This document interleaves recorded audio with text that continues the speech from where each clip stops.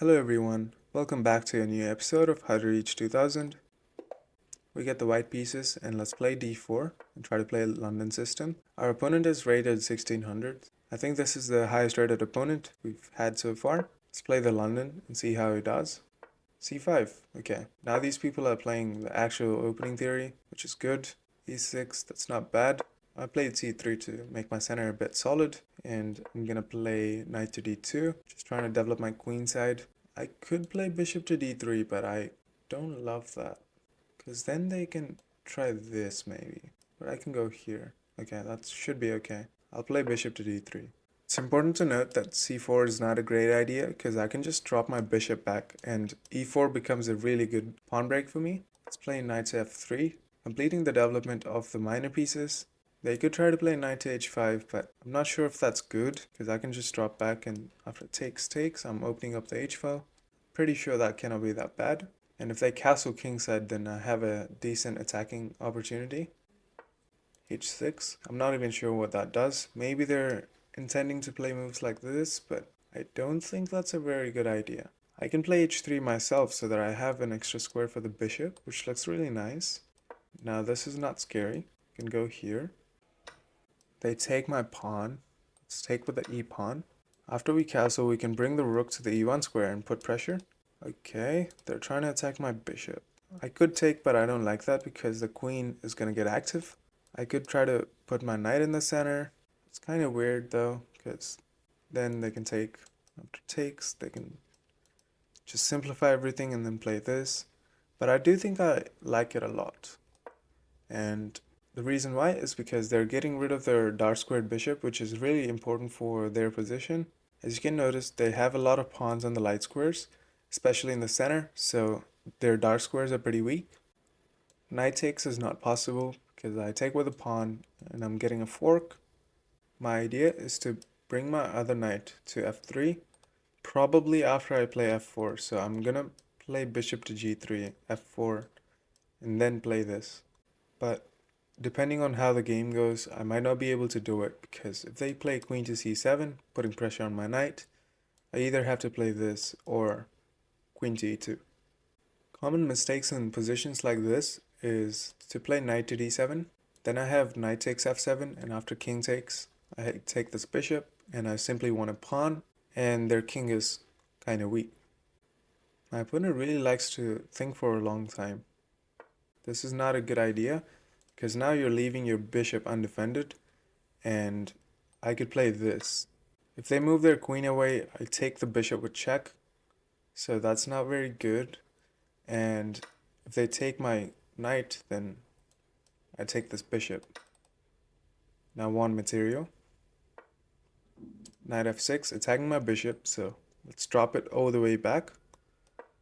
I'm gonna castle, bring my rook to the e1 square, and this e6 pawn is a big weakness. Obviously, they're trying to get rid of this weakness, but I can clamp down with moves like f4, which I do like.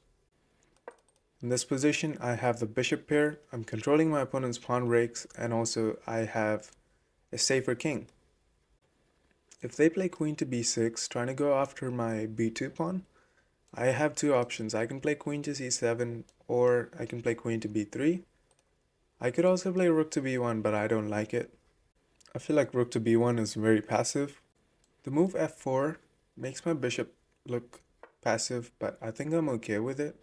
And they play queen to b6, so now I have to decide whether I want to play this or queen to c2. I'm inclined towards playing queen to c2 because after this, I have this fork and I can win, so I like this. The drawback of queen to c2 is they can move their bishop and bring their rook into the game, and then my queen is kind of misplaced. They can try to play moves like this, or even knight to b4 and try to get this bishop. So I'm not sure what I should do, because if I play this, I'm not preventing this, but I don't think I have to prevent it because I can just go here and they're not solving their problems. So I think I'm going to play queen to b3.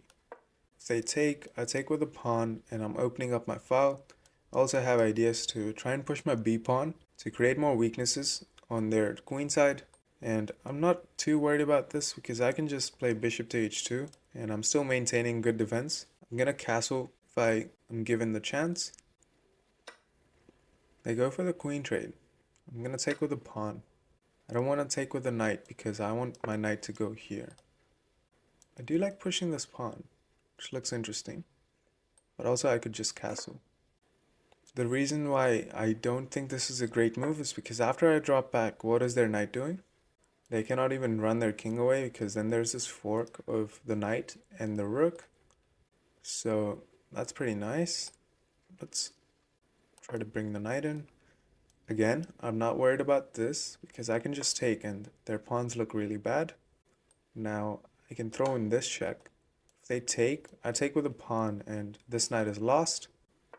So they go back, which is understandable.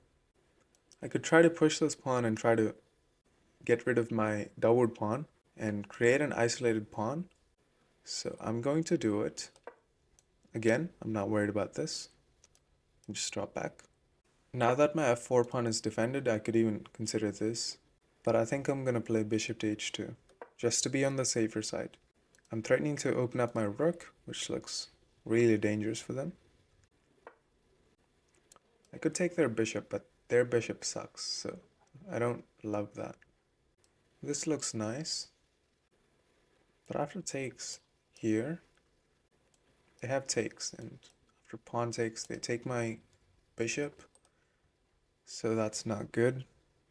I think this is a bad move. I think I should open up the king. If they take, they're also creating this isolated pawn on the d5 square. I think that's okay.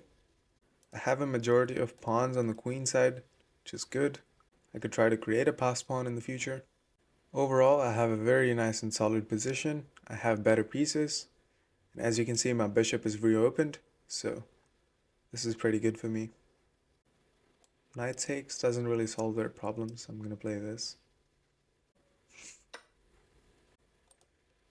Pawn takes. I'm going to take with the bishop. I think I see a tactic. So takes, and after knight takes, I have bishop to c7. And if the rook attacks my bishop, then I take this knight. And after this, I take this rook. That looks nice, so let's go for it. Obviously, if rook takes, I win the exchange. Pretty sure this works. I'm deflecting the defender of the knight.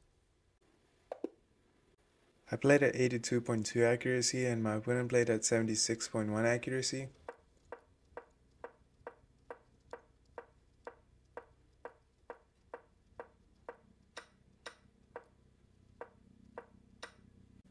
Why is this inaccurate?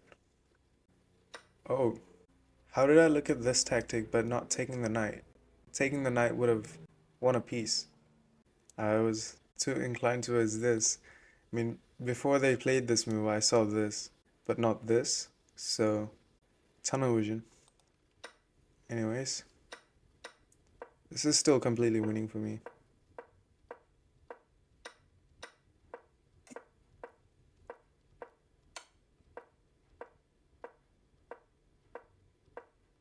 Few inaccurate moves, I don't really know what I should be doing. And they make this mistake, and now I see this tactic.